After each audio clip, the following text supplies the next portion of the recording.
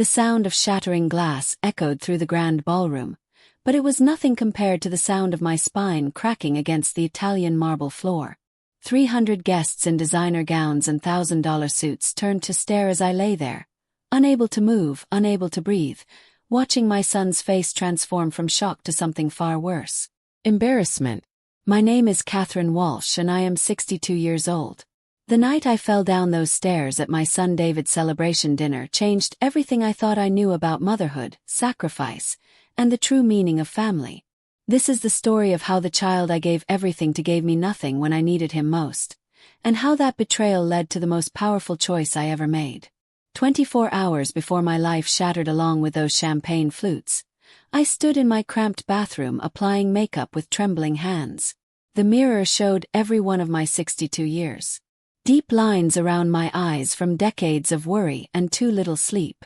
Gray hair I could no longer afford to color. Hands scarred and calloused from years of manual labor. I looked like what I was. A woman who had worked herself to the bone raising a son alone after my husband Michael died of a heart attack when David was only 7 years old. Michael left us with nothing but debt and broken dreams. For the next 25 years I worked 3 jobs simultaneously. I cleaned offices at night, worked as a seamstress during the day, and took weekend shifts at a grocery store. There were years when I slept 4 hours a night, years when I ate 1 meal a day so David could have seconds, years when I wore the same 3 outfits to work while David had the latest sneakers and gaming systems. Every sacrifice felt worth it when David got his scholarship to State University. I cried tears of joy at his graduation, watching him walk across that stage in his cap and gown, knowing I had done it. I had given my son opportunities one never had. I had broken the cycle of poverty that had defined my own childhood.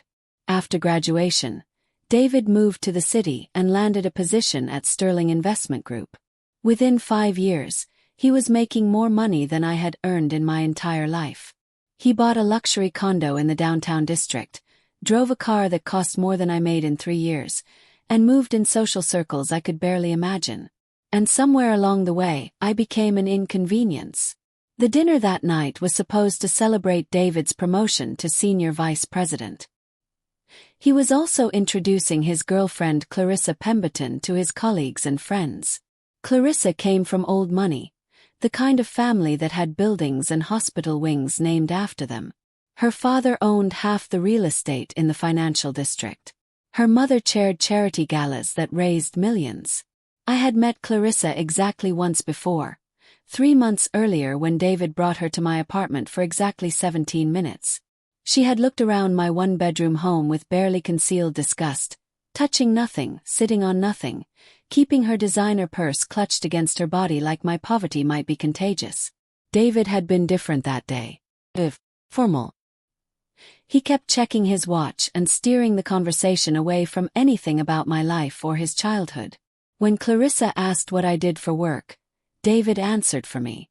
She does alterations. Works from home.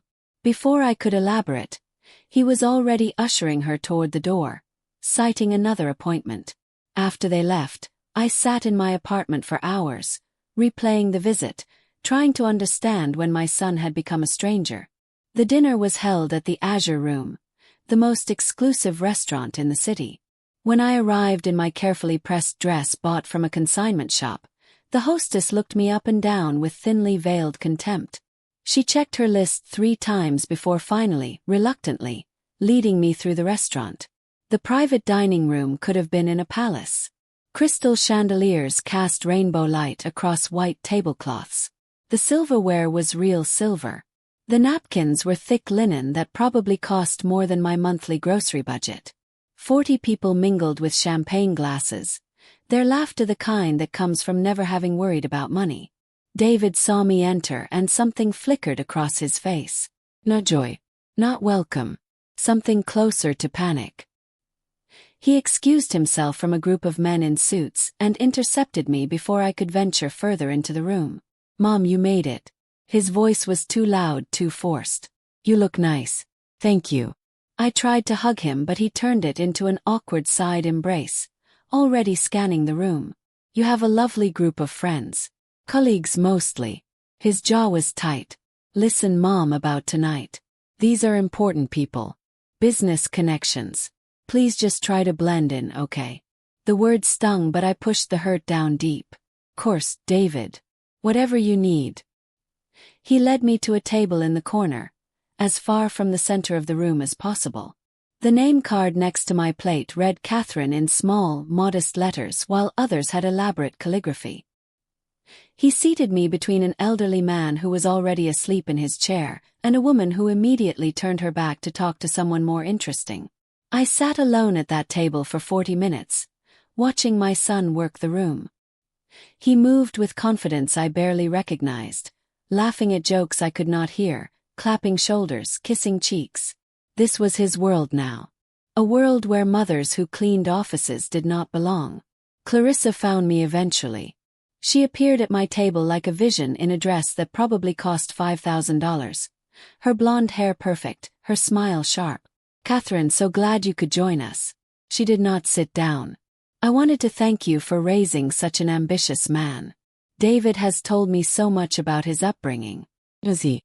I searched her face for warmth and found none. Yes. About how you worked multiple jobs, how he had to wear secondhand clothes, how you lived in that tiny apartment.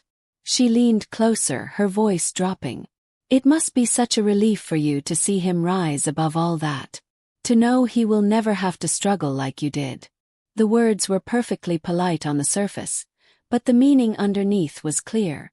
Your poverty was something shameful. Your sacrifice was something to overcome. You are something to rise above. Before I could respond, Clarissa was swept away by someone calling her name. I sat there feeling smaller and more invisible with each passing minute. Dinner began with toasts. David's boss stood and spoke about excellence and dedication. Clarissa's father stood and spoke about tradition and partnership.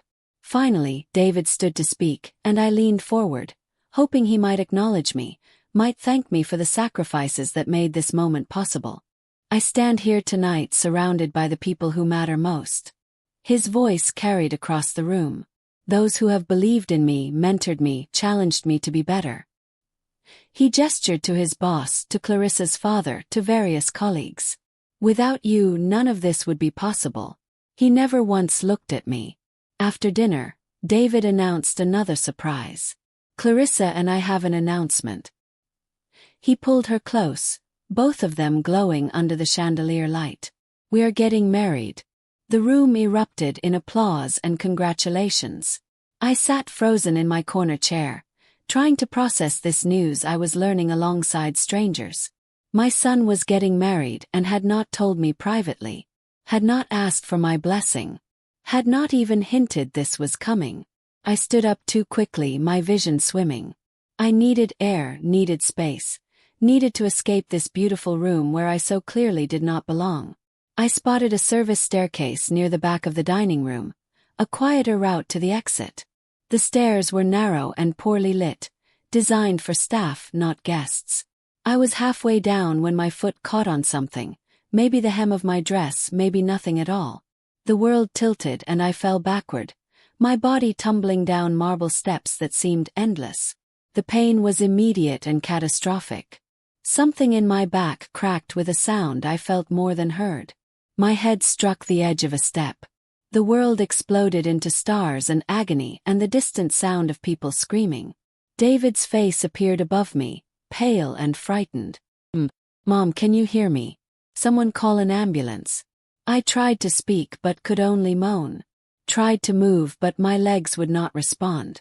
Terror flooded through me as I realized I could not feel anything below my waist. Clarissa appeared next to David, her perfect face twisted in annoyance. This is a disaster, she hissed, not bothering to lower her voice. Everyone is staring. The entire evening is ruined. Not now, David snapped, but I saw him glance around at the guests crowding the doorway, their phones out, recording my humiliation for social media posterity. The paramedics arrived and lifted me onto a stretcher. As they carried me past the dining room, I saw the overturned chairs, the spilled champagne, the ruined celebration. And I saw Clarissa speaking to guests with her hand over her heart, playing the role of concerned future daughter-in-law while her eyes remained cold. David rode in the ambulance with me, holding my hand while checking his phone constantly. At one point he cursed under his breath. "What is it?" I managed to whisper through the pain. "Nothing. Just Clarissa. She is upset about the party." He caught himself.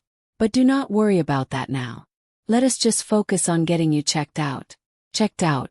As if I had a minor headache instead of a broken body. The emergency room was a blur of bright lights and urgent voices. They rushed me into imaging, and I lay perfectly still while machines whirred and clicked around me. The pain medication they gave me barely touched the agony radiating through my spine. Dr. Sarah Morrison entered my room 3 hours later with a tablet showing X-rays that looked like modern art. She was a woman in her 50s with tired eyes that had delivered too much bad news. "Mrs. Walsh, I am going to be direct with you." Her voice was gentle but firm. "You have sustained severe damage to your lumbar spine. 3 vertebrae are fractured, and there is significant compression on your spinal cord." "What does that mean?" David asked from his position near the door, still checking his phone. "It means without immediate surgical intervention, your mother will likely lose mobility in her lower body. Permanently." The doctor looked at me with sympathy. "We are talking about paralysis, Mrs. Walsh. You will need a wheelchair within 6 months if we do not operate." The room tilted. "Wheelchair? Paralysis?" The words did not seem real. "But with surgery." My voice came out as a croak. "With surgery we can stabilize the spine, decompress the nerve damage, and restore most function. You will need extensive physical therapy and may have permanent limitations, but you should be able to walk, live independently." "How soon does she need this surgery?" David's voice had changed, become harder. "Ideally within 2 weeks. Every day we wait increases the risk of permanent damage. After 30 days, surgery becomes significantly less effective." "And the cost?" There it was. The question I knew was coming but still hit like a physical blow. Dr. Morrison glanced at me apologetically. "With Mrs. Walsh's insurance coverage, the out-of-pocket cost will be approximately $25,000. I know that is substantial, but we have payment plans, financial assistance programs our social worker can discuss with you." $25,000. David repeated the number slowly. His face had gone carefully blank. "I know it seems like a lot," Dr. Morrison continued, "but we're talking about your mother's ability to walk. The surgery has a high success rate if we proceed quickly." "But..." David was staring at his phone again. "But, we will figure something out." But I heard the doubt in his voice. Saw the calculation happening behind his eyes. And something cold settled in my chest. Dr. Morrison admitted me overnight for observation. They gave me a room with paper-thin walls and a roommate who snored like a chainsaw. David stayed for maybe 20 minutes, promising to return in the morning, then disappeared into the night. I did not sleep. The pain medication made me dizzy but did nothing for the terror consuming me. I kept trying to wiggle my toes, desperate to prove I still had control over my body. Sometimes I could feel a tingling sensation, sometimes nothing. The uncertainty was worse than the pain. My friend Rose arrived before David the next morning. Rose had been my neighbor for 15 years, the only person who visited regularly, who remembered my birthday, who checked on me when I was sick. She had taken 2 buses to reach the hospital, carrying a bag with clean clothes and homemade soup. "Catherine, oh honey." She grabbed my hand, tears streaming down her weathered face. "I came as soon as I heard." "How bad is it?" I told her everything. The fall, the diagnosis, the surgery, the cost.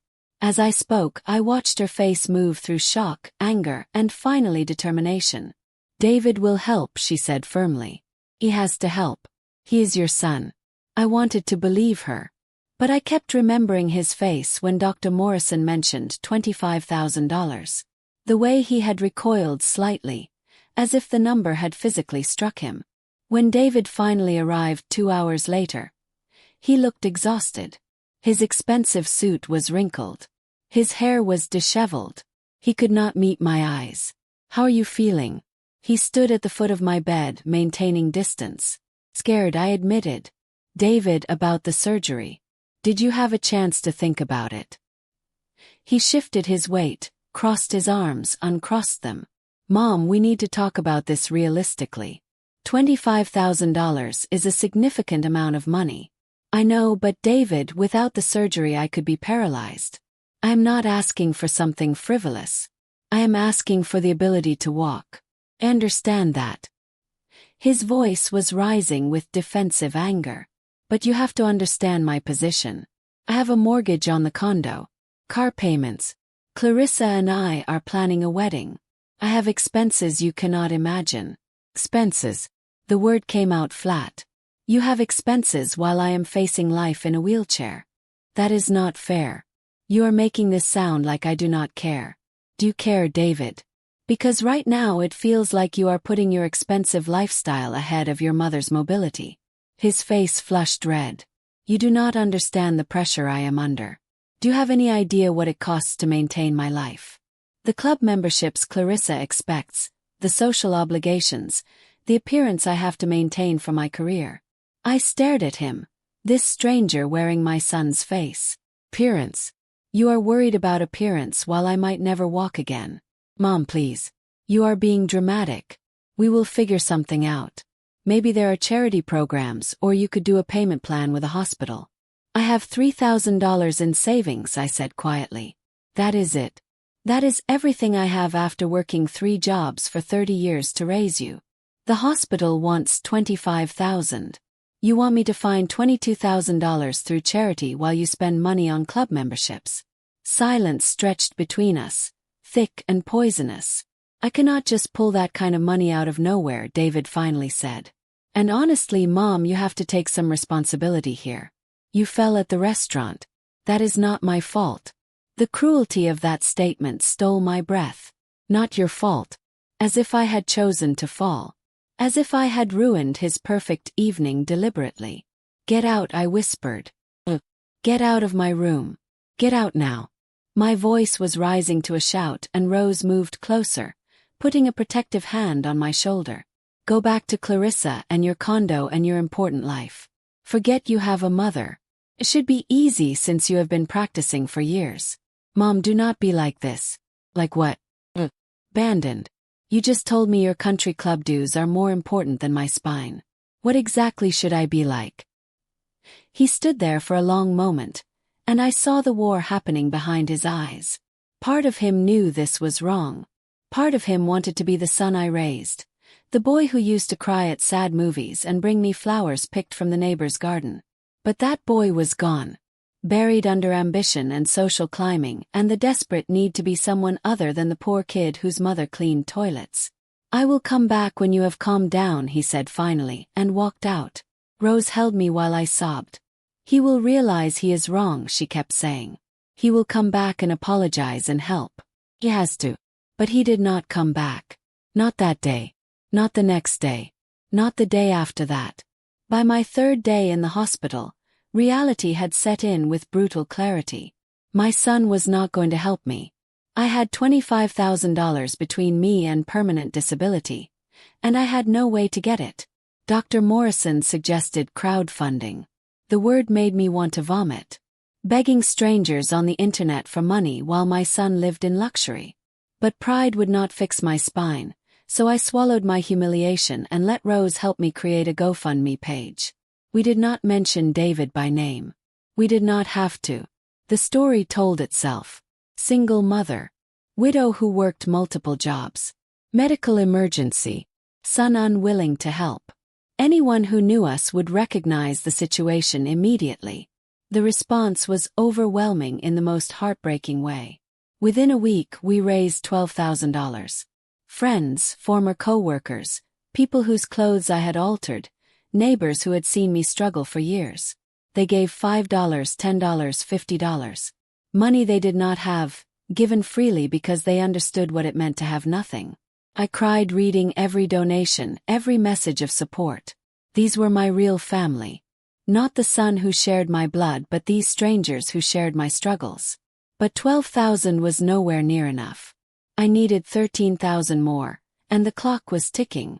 Every day I waited made the surgery less effective. I sold everything I owned that had any value. My wedding ring, Michael's watch, the antique sewing machine that had been my grandmother's. Every item represented a memory, a piece of my history, but I sold them all. Another $4,000. I applied for every medical assistance program that existed. Most told me I made too much money to qualify. The irony was devastating. I was too rich for charity but too poor for surgery. Rose contributed everything she could spare. My other neighbors held a bake sale. The church where I sometimes attended services took up a special collection. Every small kindness added up, but I was still $5,000 short with 1 week until my 30-day deadline. Called David one final time. The phone rang 6 times before going to voicemail. I left a message, my voice shaking with desperation and rage and broken hope. David, I have raised $20,000.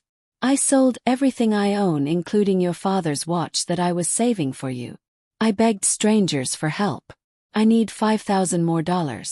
Just $5,000 and I can have the surgery and keep my mobility. Please. I am your mother. I am begging you. $5,000. He never called back. Instead, 2 days later, Rose showed me his Instagram post. David and Clarissa at a charity gala. Her in a gown that cost more than my surgery. Him in a custom tuxedo. The caption read, "Supporting the arts with my beautiful fiancé." The event raised $2 million for the symphony. $2 million for the symphony while his mother scrambled for $5,000 to avoid paralysis. That night, Rose sold her grandmother's pearl necklace. The only valuable thing she owned, her inheritance, her connection to her past. She sold it for $6,000 and gave every penny to me. I cannot let you do this, I sobbed. Rose, this is too much. It is done, she said firmly. The surgery is scheduled for tomorrow morning. You're going to walk again, Catherine. And David is going to have to live with what he has done. The surgery happened on November 3rd, exactly 32 days after my fall. Dr. Morrison warned me that waiting so long meant recovery would be harder, the nerve damage more extensive. But she also said we had made it just in time. Another week and I would have lost my chance. I woke up in recovery with Rose's face swimming above me through a fog of anesthesia. The pain was extraordinary, but I could wiggle my toes. I could feel the pressure when the nurse touched my legs. I was not paralyzed. The relief was so overwhelming I vomited into a bedpan and then started laughing and crying simultaneously. Rose laughed and cried with me, and for a few minutes, the horror of the past month faded into the background.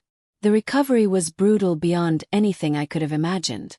6 weeks in a rehabilitation facility learning to walk again. My muscles had atrophied. The nerve damage meant my left leg did not always respond properly. Every step was agony, but I forced myself forward because the alternative was a wheelchair. Physical therapy 3 times a week after I was discharged. Pills every morning and night for pain that sometimes still made me scream.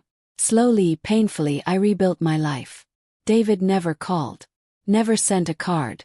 Never acknowledged my surgery or recovery in any way. He was too busy planning his wedding. I found out about the wedding through social media, like everything else in my son's life. The engagement photos were shot on a beach in the Maldives. The venue was the Grand Heritage Estate, the most exclusive wedding location in the state. The save-the-date cards were hand-lettered with gold leaf. And the budget. I learned about the budget from Clarissa's Instagram stories, which she posted with shameless pride. Total budget $350,000. Dress $45,000 from a designer in Paris. Flowers imported from 3 countries. Symphony orchestra for the ceremony. 10-tier cake covered in edible gold. $350,000 for 1 day while I had sold everything I owned to avoid being paralyzed. I did not receive a wedding invitation. Let me be perfectly clear about that. No phone call. No email. No card. I was erased from David's life completely, edited out like an embarrassing photo. Rose found me on the morning of the wedding sitting in my apartment staring at nothing. "What are you going to do today?" she asked, though her tone said she already knew. "Survive," I answered. Just like every other day. The wedding happened on June 15th. I knew the schedule from social media posts. 4 o'clock ceremony. 6 o'clock cocktail hour on the terrace. 7 o'clock reception in the grand ballroom. Midnight fireworks over the lake. I spent the day working on alterations, forcing myself to focus on straight seams and even hems. Every few hours I checked my phone and saw new posts. The ceremony that looked like something from a fairy tale. The reception that resembled a royal ball. Clarissa in her $45,000 dress. David looking proud and successful and utterly content. Not once in any photo did he look like a man who had abandoned his mother. At midnight, when the fireworks erupted over the lake, I was in my apartment eating ramen noodles because my pain medication budget meant choosing between medicine and food. Chose medicine. The pain was easier to tolerate than hunger. Rose stayed with me that night. We did not talk much. Just sat together in the darkness while my son celebrated the most expensive day of his life, and I calculated whether I could afford both electricity and groceries next month. 3 years passed. 3 years of barely surviving, of constant pain, of building a small life from ruins. 3 years of watching David's perfect existence unfold online. The honeymoon in Dubai. The house they bought in Mountain Ridge. The neighborhood where gardeners and housekeepers maintained sprawling estates. The luxury cars. The parties. David never contacted me. Not on my birthday. Not on Christmas. Not on Mother's Day.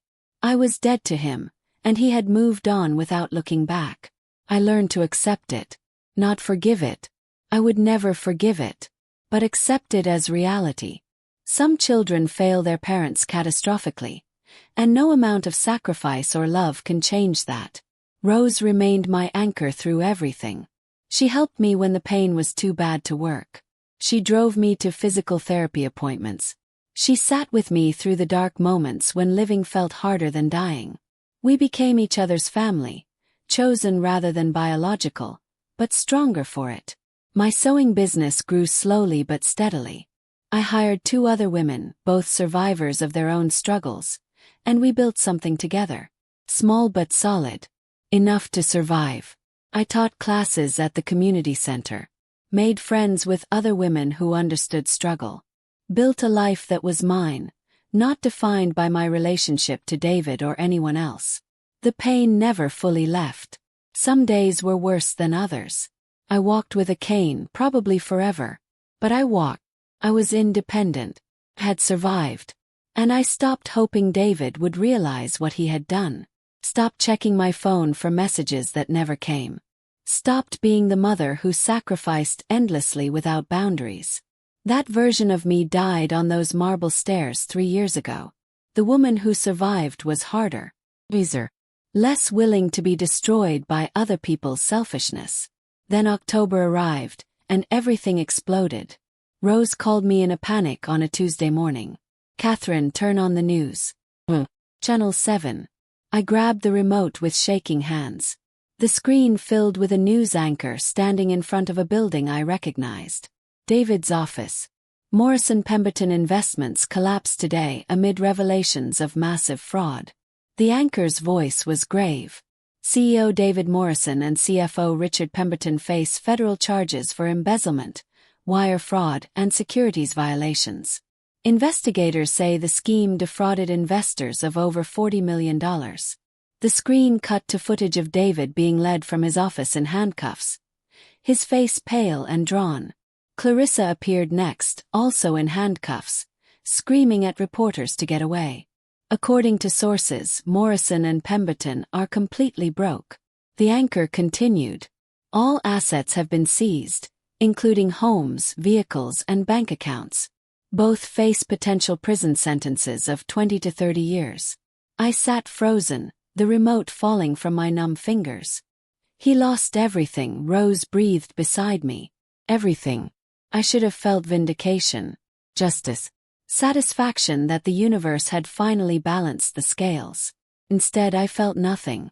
Just a vast emptiness where emotions should have been. The story dominated the news for weeks.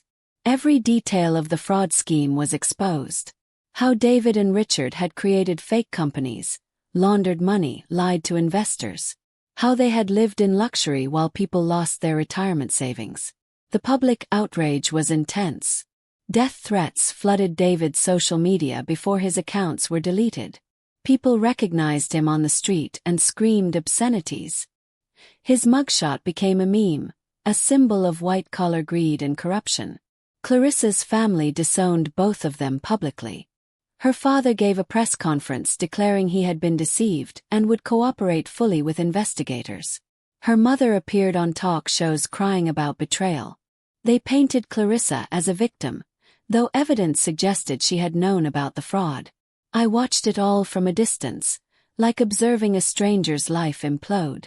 This man on the news being destroyed by his own choices felt disconnected from the son I had raised. They shared a name and face but nothing else. 3 weeks after the arrests, someone knocked on my apartment door. I looked through the peephole and felt my heart stop. David stood in the hallway, but not the David from television or social media. This David was gaunt, hollow-eyed, wearing clothes that hung on his frame. His hair was unwashed, his face covered in stubble. He looked like he had aged 20 years in 3 weeks. Next to him stood Clarissa, equally transformed. Gone was the polished beauty. Her hair was limp. Her clothes were stained. Her face was pale and haggard. They looked like ghosts of their former selves. I stood frozen with my hand on the door, debating whether to open it. "Mom," David's voice came through the door, muffled and desperate. "Mom, please. I know you are there. I saw your shadow. Please open the door."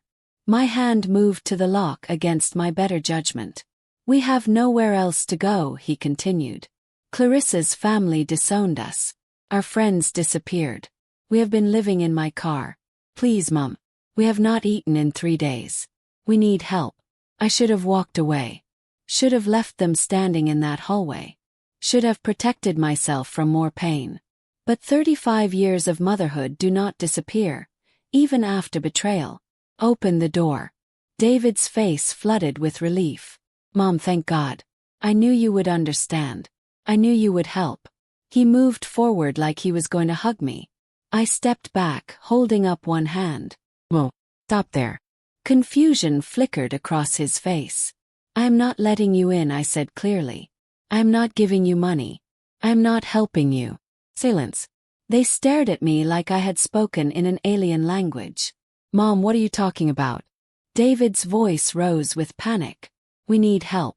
We are desperate. You are my mother. Now I am your mother." The words came out hard and sharp. "Now that you need something, suddenly you remember I exist. Where were you 3 years ago when I needed $25,000 to avoid being paralyzed?" That was different. David's voice was pleading. "I was young and stupid. I made mistakes. But this is serious, Mom. We could go to prison. We have nothing. I had nothing when you turned your back on me." I felt surprisingly calm, like I was watching this conversation from outside my body. "You spent $350,000 on a wedding while I sold my wedding ring to afford surgery. You never called, never wrote, never acknowledged me for 3 years. And now you show up begging for help. Mom, please." David was fully sobbing now. "I'm sorry. I'm so sorry for everything. But please, you have to help us. You are the only family I have left." I looked at him, this grown man crying like a child, and felt nothing but emptiness. "Family? You want to talk about family now? You erased me from your life. You chose status and money over your mother's health. You made your choice, David. Now live with it." Clarissa finally spoke, her voice taking on a desperate sweetness. "Catherine, please. We know we hurt you. We were selfish and cruel. But we have learned our lesson. We have been humbled. Cannot you find it in your heart to forgive us?" I turned my gaze to her and she actually flinched from whatever she saw in my face. "Forgive you." Kept my voice level. "Here is what I will give you. Forgiveness. You are forgiven. Or, now leave." "That is not what I meant." Clarissa's mask cracked, revealing anger underneath. "We need actual help. Money. Place to stay. Food. And I needed surgery 3 years ago. I needed my son. I needed the child I sacrificed everything for to help me when I was facing paralysis. But you were too busy planning your fairy tale wedding to care." David reached out like he was going to grab my arm. Please, Mom. Just let us stay for a few days. Just until we figure things out. You cannot turn us away. I am your son. I stepped back again, putting more distance between us. You stopped being my son the day you chose a country club membership over my mobility. The day you spent hundreds of thousands on a party while I begged for pocket change. The day you cut me out of your life because I was an embarrassment. I'm sorry. David's voice broke. I'm so sorry. I know I failed you. I know I was terrible. But please, I am begging you. Have mercy. I had mercy 3 years ago when I scraped together money for surgery after you refused to help. I had mercy when I did not expose your cruelty publicly. I had mercy when I simply disappeared from your life instead of telling everyone what you had done. My mercy ran out, David. You used it all up. So that is it. Clarissa's voice was shrill now. All pretense of sweetness gone. You are just going to let us starve. Let us be homeless. Your own son. My own son let me face paralysis alone, I replied. So yes, Clarissa. I'm going to close this door. I'm going to go back to my life. And you too are going to figure out your own problems the same way I had to figure out mine. You are a heartless monster, Clarissa spat. What kind of mother abandons her child? The kind who was abandoned first. I looked directly at David. You taught me how to do this, remember? You showed me that blood does not create obligation. That need does not create responsibility. That sometimes the people who are supposed to love you will fail you catastrophically. I learned from the best. Mom, please. One more chance. Just one more chance to make this right. You had your chance 3 years ago. You had 1,000 chances. You chose differently every single time. I started to close the door. David lunged forward, trying to block it with his foot. I will tell everyone. Clarissa screamed. I will post about this everywhere. Everyone will know what a terrible mother you are. I smiled then, and it must have been a terrible smile because they both recoiled. Go ahead. Tell everyone. Post it online. Call the newspapers. But here is the truth that will come out. I launched a GoFundMe to pay for surgery because my son refused to help me. I sold everything I owned, including my wedding ring, while you planned a $350,000 wedding. I spent 3 years struggling alone while you lived in luxury. You want to make me the villain? Try it. See whose story people believe. David had collapsed against the doorframe. His face buried in his hands. This was my son, my baby, the child I had loved more than life itself. Part of me wanted to pull him inside, feed him, comfort him, tell him everything would be okay. But I had learned a hard truth. Some people will destroy you if you let them. And loving someone does not mean letting them hurt you repeatedly. Goodbye, David. I said quietly. And I closed the door. I stood there for a long moment, listening to them on the other side. David's sobs. Clarissa's angry muttering. Their footsteps finally retreating down the hallway. Rose emerged from the kitchen where she had been waiting. Are you okay? I do not know. I was shaking now, adrenaline flooding my system. Ask me in a year. But even as I said it, I knew one thing with absolute certainty. I did not regret it. The weeks following my rejection of David were complicated. He tried other approaches. Called my phone repeatedly until I blocked his number. Sent dozens of emails that I deleted unread. Showed up at my apartment twice more, but I simply refused to answer the door. He tried reaching me through the community center, through my sewing clients, through old neighbors. Each time my answer was the same. Well, I was done being his safety net, done being the person he only remembered when he needed something. Clarissa attempted her own campaign of manipulation. She created social media posts painting me as a heartless mother who abandoned her son in his darkest hour. She wrote long emotional appeals about family and forgiveness and Christian charity. But the response was not what she expected. People who knew our history flooded her posts with the truth. They shared screenshots of my GoFundMe from 3 years ago. They posted photos from David's extravagant wedding. They pointed out that I had been abandoned first, that I had nearly been paralyzed while David lived in luxury. The court of public opinion turned swiftly and brutally against them.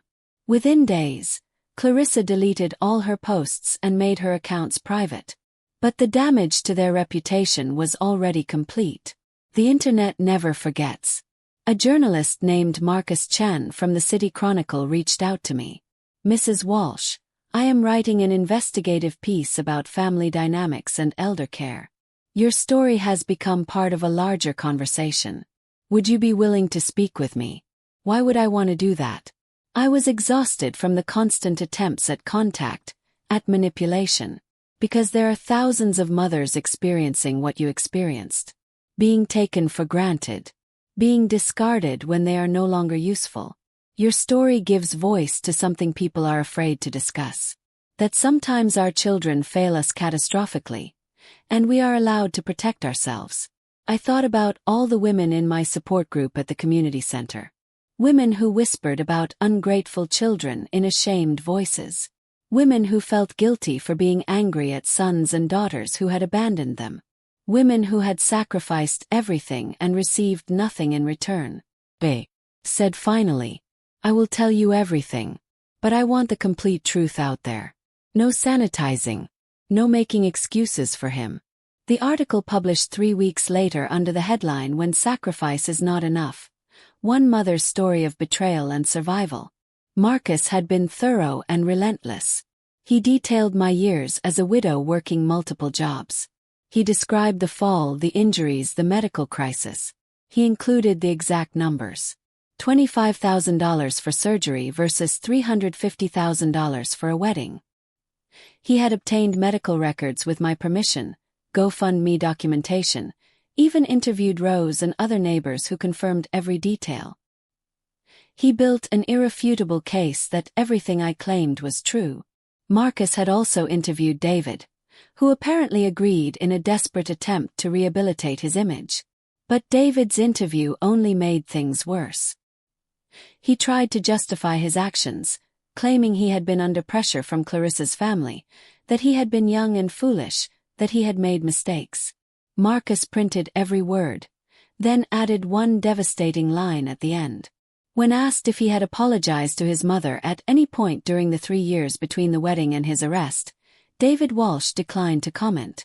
The article went viral within hours. By the end of the week, it had been shared over 1 million times. Major news networks picked it up. Talk shows debated it. It became part of the national conversation about aging parents, family obligations, and the cost of ambition. I received thousands of messages. Most were from mothers thanking me for speaking up, for validating their own experiences with ungrateful children. Many shared stories worse than mine. Children who stole from elderly parents. Children who put parents in substandard nursing homes and never visited. Children who saw their parents as burdens instead of people. But I also received hate mail. Messages from people who believed mothers should forgive anything, should always sacrifice, should never set boundaries no matter how badly they were treated. Some said I was heartless. Others called me vindictive.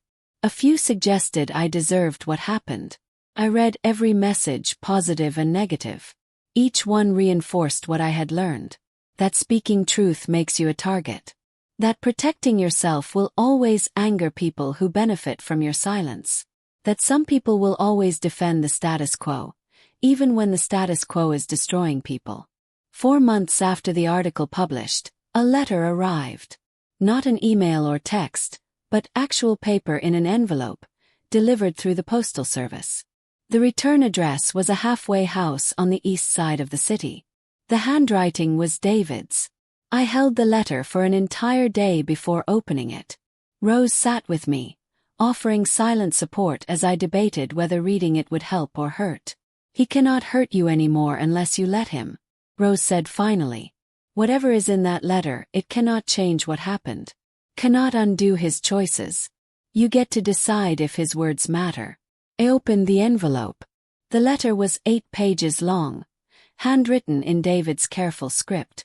I read it through twice, trying to process what I was seeing. "Dear Mom," it began, "I do not expect you to respond to this letter.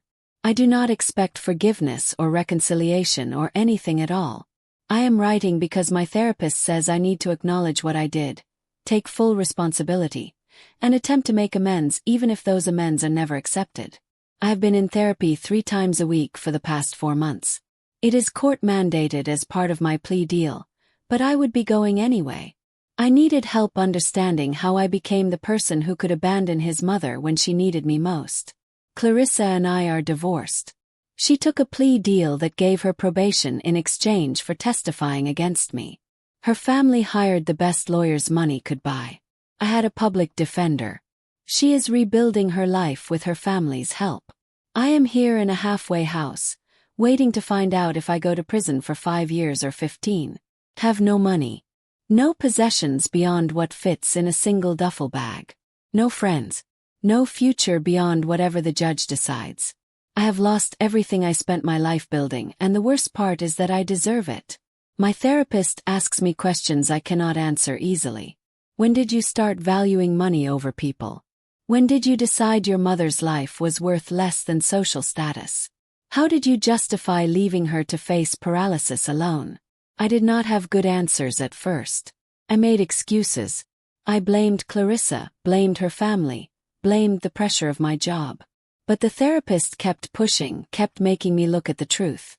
And the truth is that I made those choices. Not Clarissa. Not anyone else. Me. I think it started when I got my first real job and felt, for the first time in my life, like I was not poor anymore. Like I had escaped something. And you, Mom, represented everything I was trying to escape. The struggle. The sacrifice. The constant awareness of not having enough. When I met Clarissa and her family, I saw a different world. A world where money was just something you had, not something you worried about. Where poverty was something that happened to other people. And I wanted that life so desperately that I was willing to do anything to keep it. Including erasing where I came from. Including erasing you. When you fell at my celebration dinner, my first thought was not concern. It was annoyance that you were disrupting my perfect evening.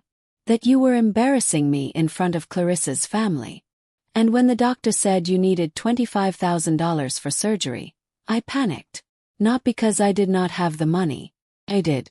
But spending it on you meant sacrificing things Clarissa and I wanted. The extravagant wedding. The honeymoon. The down payment on the house. Spending it on you meant admitting I came from poverty, that I had responsibilities to someone from that old life. So I told myself lies. That you were exaggerating. That you would figure it out. That $25,000 was too much to ask. I told myself these lies because believing them was easier than facing the truth. That I valued my image more than your health. That I had become someone who would let his mother be paralyzed to maintain his lifestyle. The wedding was perfect. Everyone said so. $350,000 bought the fairy tale Clarissa wanted. But I could not enjoy a single moment of it, Mom.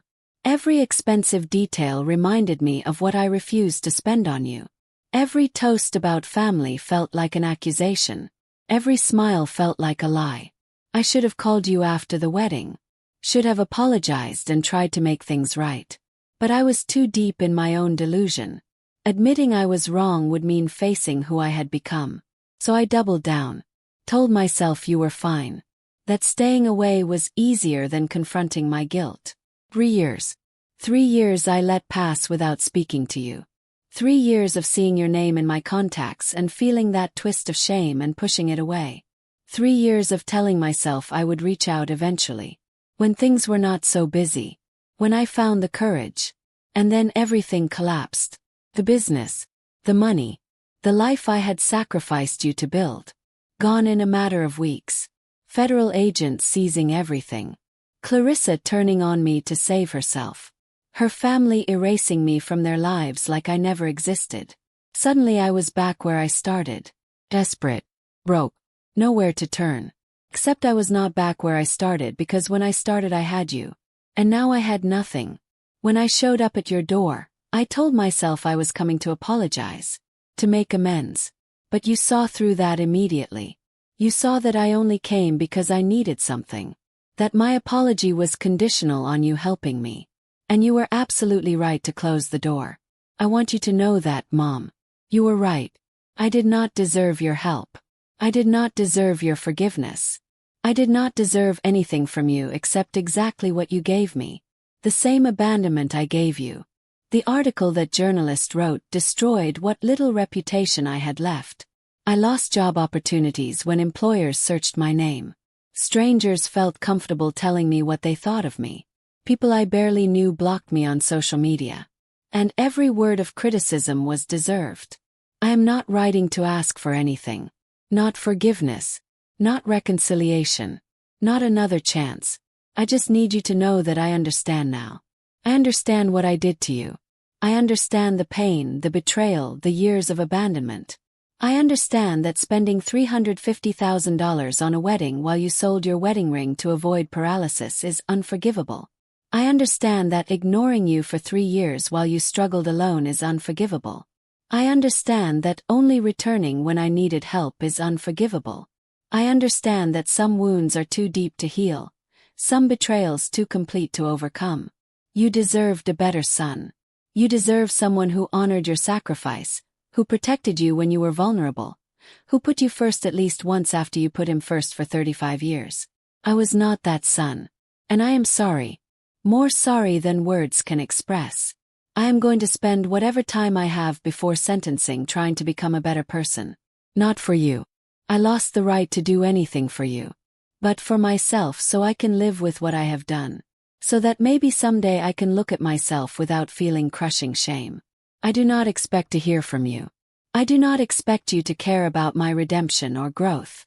You have moved on, built a life without me, and you should absolutely keep doing that. I just wanted you to know that I see it now. All of it.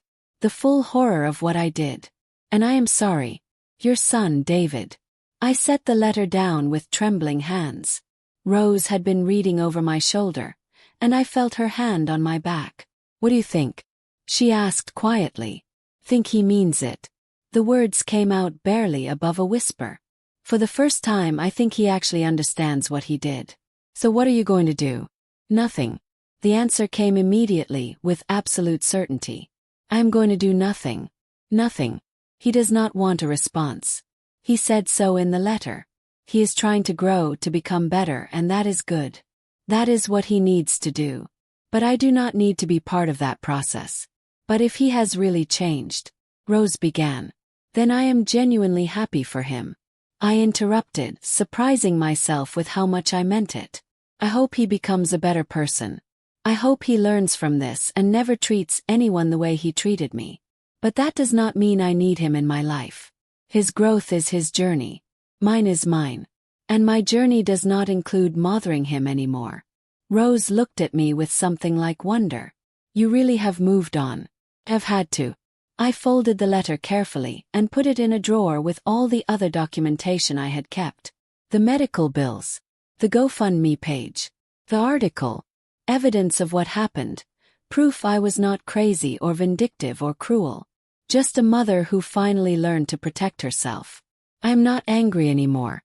I told Rose. I am not even hurt. I am just done. Done sacrificing. Done hoping. Done believing that enough love can fix broken people. David has to fix himself. That is not my job anymore. What if he goes to prison and wants to write you? What if he gets out eventually and tries to reconnect? Same answer. Nothing changes. I am not punishing him, Rose. I am not trying to hurt him back. I am simply choosing to live my life without him in it. That is my right. That is my boundary. And I am finally strong enough to enforce it. 2 months after David's letter, his sentencing hearing took place. I learned about it from the news, not from him. He received 8 years in federal prison for fraud and embezzlement. Clarissa received 3 years probation and community service for cooperating with prosecutors. The news showed David being led away in handcuffs, his face hollow and resigned. He looked like a ghost of the confident man who had once lived in luxury. 8 years behind bars to think about his choices. I felt nothing watching the footage. No satisfaction. No vindication. No pain. Just a distant acknowledgement that this was the consequence of his actions, the natural result of the choices he made. Rose asked if I was okay. I told her the truth. That I was fine. That David's sentence did not change anything for me. That my life would continue exactly as it had been, and that was okay. Because I had built something in the 3 years since my fall. Not the life I imagined when I was young, not the relationship with my son that I had dreamed of, but something real and solid nonetheless. I had my sewing business, small but thriving. I had expanded to employ 4 women now, all of us supporting each other, building something together. We were more than co-workers. We were a family forged from shared struggle and mutual respect. I had my teaching at the community center. 2 classes had grown to 4. Alterations and pattern making on weekdays, quilting and embroidery on weekends. My students ranged from teenagers to women in their 80s, all of us learning together, creating together. I had friendships that sustained me. Rose always. But also Margaret from my quilting class, whose husband had Alzheimer's. And Josephine, who had survived cancer twice. And Teresa, whose daughter had not spoken to her in 5 years. We understood each other in ways biological families often could not. I had even started dating. Harold from the senior center had asked me to dinner 6 months ago, and I had said yes more from surprise than interest. But Harold was kind and funny and had his own story of disappointing children. We went to dinner once a week. Nothing serious. Just companionship and conversation, and the pleasant discovery that life could still hold surprises at 65. My back still hurt. Some days the pain was manageable.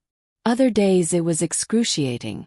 But I had learned to work within my limitations, to pace myself, to ask for help when I needed it. The cane I used was no longer a symbol of weakness but simply a tool that helped me navigate the world. I was not the woman I had been before the fall. That woman was softer, more willing to sacrifice, more desperate to be loved. The fall had broken more than my spine. It had shattered illusions I had held about motherhood and family and unconditional love. The woman who survived was harder but also stronger. She had boundaries. She understood that love without reciprocity is not love but exploitation. She knew that some people will take everything you offer and demand more, and the only way to survive them is to stop offering. I was happy. Not the uncomplicated happiness of youth, not the joy of a perfect life, but the deep, quiet contentment of someone who had survived and built something meaningful from the ruins. 1 year after David's sentencing, I received another letter. This one from a women's magazine asking if I would write an article about my experience. They wanted to feature stories of mothers setting boundaries with adult children, of women choosing themselves after years of sacrifice. Almost said no. The attention from the first article had been overwhelming. But then I thought about all the women who had written to me, who had shared their own stories of betrayal and survival. I thought about how much their messages had meant to me, how less alone they had made me feel. I wrote the article over 3 weeks, carefully choosing each word. I titled it The Day I Chose Myself. In it I detailed not just what David had done but what I had learned. That motherhood should not require martyrdom. That adult children have responsibilities to their parents just as parents have responsibilities to children. That sometimes the most loving thing you can do is walk away. The response was even bigger than before. The magazine received thousands of letters. Other publications reached out for interviews. I was invited to speak at conferences about elder care and family dynamics. Slowly, almost accidentally, I became an advocate for mothers who had been taken for granted, for parents who had sacrificed everything and received nothing. It was strange being a public figure at 66 years old. I had spent my whole life invisible, just another working-class woman struggling to survive. Now people recognized me at the grocery store. I received speaking invitations from across the country. A literary agent contacted me about writing a book. The attention was uncomfortable but also powerful. Because every time I told my story, dozens of women approached me afterward with tears in their eyes, thanking me for giving voice to their pain, for validating their anger, for giving them permission to stop sacrificing themselves. David wrote me occasionally from prison. Short letters updating me on his therapy progress, his education classes, his attempts at rehabilitation. He never asked for anything, never pressed for a response. Just shared his journey like leaving breadcrumbs that showed he was trying to find his way back to being human. I read every letter but never responded. Not out of cruelty but out of self-preservation. David needed to rebuild himself without using me as a crutch. And I needed to continue living without him in my life. Both things could be true simultaneously. Rose asked me once if I ever regretted closing the door on David that day 3 years ago. Not once. I answered immediately. That choice saved my life. If I had let him back in, if I had resumed the pattern of endless sacrifice, it would have destroyed me. I would have given everything to help him, and he would have taken it all and still wanted more. Do you think you will ever reconcile? I do not know. Maybe someday, decades from now, when enough time has passed and enough growth has happened. But probably not. And that is okay. Not all stories have happy endings. Not all relationships can be saved. Sometimes survival means letting go of people you love, even your own children. 3 years after that initial fall, 5 years after David's imprisonment began, I stood in front of 300 people at a conference on aging and family care. My hands shook slightly as I gripped the podium, but my voice was steady. My name is Catherine Walsh. I began. And I am the mother who closed the door on her son when he needed help. The mother who chose herself over family. The mother who said no. I told them everything. The years of sacrifice. A fall. A surgery. The wedding that cost $350,000 while I begged for $25,000. The 3 years of silence. The moment I closed the door. And then I told them the most important part. That choosing myself did not make me a bad mother. That setting boundaries did not make me heartless. That surviving did not make me selfish. I told them that our culture teaches mothers to give endlessly, to sacrifice without limit, to love without expecting anything in return. And that this teaching destroys women. It leaves us broken, poor, alone, believing that our worth is measured only by how much we can endure. The applause when I finished was thunderous. But more meaningful were the women who approached me afterward, one after another, sharing their own stories. Women who had given everything and received nothing. Women who felt guilty for being angry at children who had abandoned them. Women who needed permission to stop sacrificing themselves. To each one I said the same thing. You deserve to choose yourself. You deserve to set boundaries. You deserve to survive. And doing those things does not make you a bad mother. Makes you human. That evening, back in my small apartment with Rose and Harold and my chosen family, I reflected on how far I had come. 5 years ago, I was lying on a marble floor with a broken back, watching my son's face contort with embarrassment instead of concern. I was facing paralysis, poverty, abandonment. Now I was walking, working, speaking, living. I had built a life that was mine, not defined by my relationship to David or anyone else. I had found my voice and used it to help others. I had survived. The pain in my back flared as I settled into my chair, a reminder of everything I had been through. But it was just pain, not a prison sentence. I had learned to live with it, work with it, accept it as part of my story. Rose poured wine and Harold told a funny story about his grandson, and we all laughed together. This was my family now. Not the one I had imagined in my youth, but the one I had chosen in my survival. And it was enough. More than enough. It was everything. Outside my window, the city glittered with lights. Somewhere out there, David sat in a prison cell, hopefully becoming a better person. I genuinely hoped he was. Hoped he was learning, growing, understanding. But his journey was separate from mine now. 2 paths that had once been intertwined had diverged completely. And I was okay with that. Finally, truly, completely okay with it. Because I had learned the hardest lesson any mother can learn. That love is not enough. That sacrifice is not always rewarded.